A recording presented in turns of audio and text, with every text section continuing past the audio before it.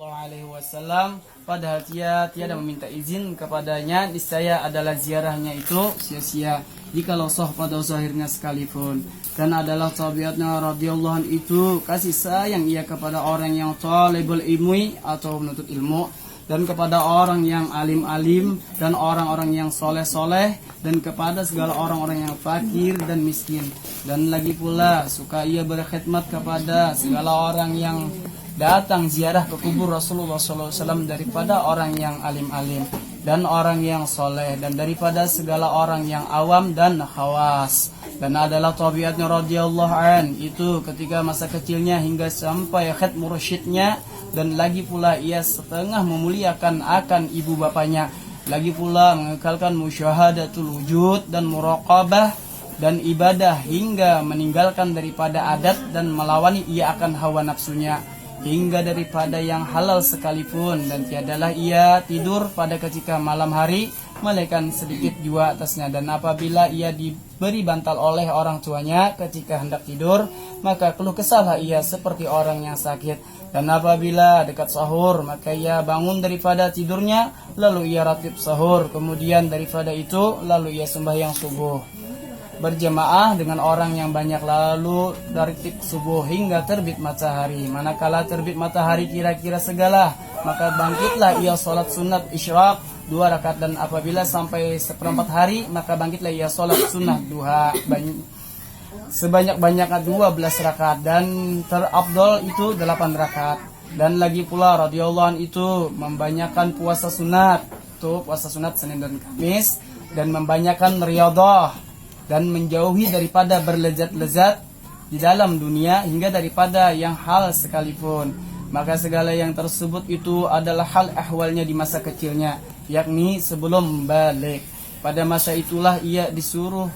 oleh orang tuanya masuk ke dalam siwan, nah yakni tempat makanan, dikarenakan dia hendak diberi makan oleh orang tuanya. Manakala selesai daripada makannya, dilihat oleh orang tuanya tempat ia makan seolah-olah tiada dimakannya. Kemudian daripada itu pergilah orang tuanya kepada gurunya, guru membaca Al-Qurannya di waktu kecil, lalu dikhabarkan oleh orang tuanya daripada hal ehwal anaknya tersebut. Maka dijawab oleh gurunya, janganlah engkau takut akan anakmu itu, tiada syak dan ragu lagi bahwasanya ia adalah waliullah, dan tiada ikhlaf lagi antara segala ulama.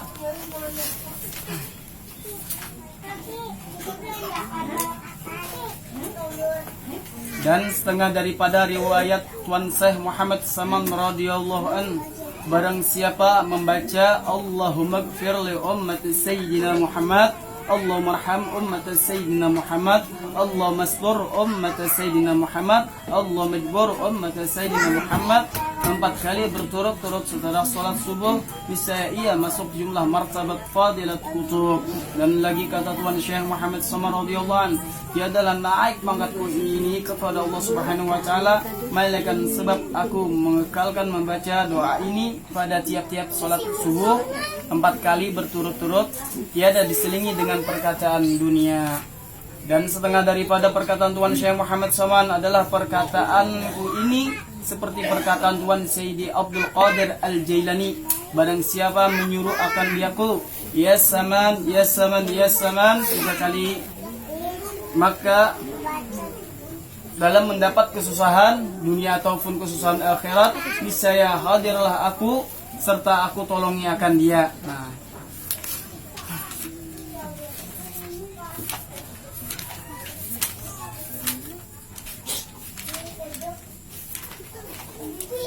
Sahdan, Tuan Syekh Muhammad Saman itu dilahirkan pada tahun 1132 pada hijratun Nabi Sallallahu Alaihi Wasallam di dalam negeri Madinatul Rasul, dan diwafatkan radhiyallahu anhu itu pada tahun 1189 dari hijratun Nabi Sallallahu Alaihi Wasallam hari Arba 2 Zulhijjah Muqarrah, dan dimakamkan di Baqi, perhimpunan dengan pekuburan segala istri Rasulullah Sallallahu Alaihi Wasallam. Ini suatu faedah, barang siapa melazimkan membaca manaqib Tuan Syekh Muhammad Saman ini pada tiap-tiap tahun sekali, serta bersama-sama orang banyak, dan membaca Al-Quran serta bertahlil dan bersedekah sekadar kemampuannya, kemudian Dihadiahkannya pahala ini kepada Tuan Syekh Muhammad Saman, apalagi jika dikerjakan pada hari wafatnya, insya Allah akan meluaskan rezekinya yang halal, dan lagi Allah akan menyampaikan segala hajatnya min umurid dunia wal akhirat. Nah, mudah-mudahan dengan membaca manaqib tadi diampuni segala dosa-dosa kita, dosa-dosa kedua orang tua kita, dosa jiran maupun tetangga kita,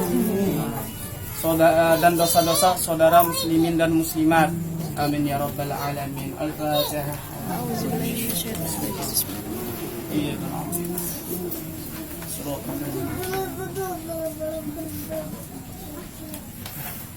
Amin. Bismillahirrahmanirrahim. Alhamdulillah rabbil alamin. Wassalatu wassalamu ala asyrafil anbiya wal mursalin sayyidina Maulana Muhammadin wa ala alihi wa sahbihi ajma'in. Allahumma inna tawassalu biman tawassalu ilaika wa li walihi wa juhabi az-zakirin wa alayka biman tawassalu fi hadhihi al-mahall al-atharah wa alat ala hadihi nasamusuhu wa aqmaruh an tuwaffi'na fil aqwali wa anfa'li al-khulus an-niyat wa tubaddi sayyiati bil hasanati wa tubassil bi baradil afwatika wa dar nufusina wa tuwari bi mashakati ma'ajabatika wa hunis qulubina wa tuhaffifna bil atafi al khafiyati 'inda an-nuzul hadim al-lazati wa tu'zin siyat بتوحك عند الحلول المحات وكف عند الجرود المحضال والأصوات علينا وكف الجدول المقارن ومن اللهم بأفضل هذا العرف الأكبر والبحر محيط الأنور وهنا في سلك الجاهل العظيم